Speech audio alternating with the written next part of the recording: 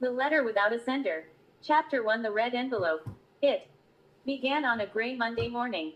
Sophie opened her mailbox and found a single envelope. Dark red. No stamp. No sender. Only her name written in handwriting. Sophie Madsen. She immediately noticed something strange. The paper was ice cold. Chapter 2. The message. Inside the envelope was only one piece of paper. It read, "Don't go outside tomorrow at 2:17 p.m.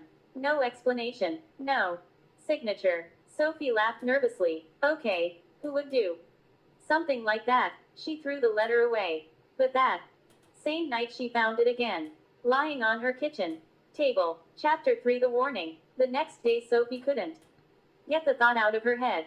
2:17 p.m. She stared at her watch. 2:10 p.m. It's just a joke, she said to herself. 2:15 p.m. She put on her jacket. 2:16 p.m. She opened the door, and at that moment there was a loud bang.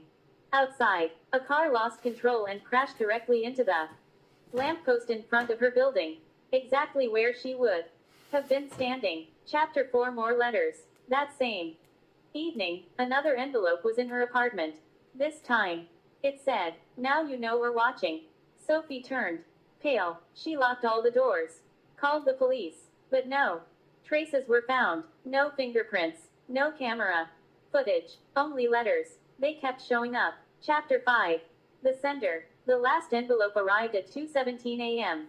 Sophie opened it slowly. Inside was a photograph of herself sleeping, taken that same night. On the back of the photograph it said, "Next time the warning will be too late." Suddenly there was a knock on the door. 3 slow knocks. Sophie held her breath, and then another envelope slid under the door. The network of shadows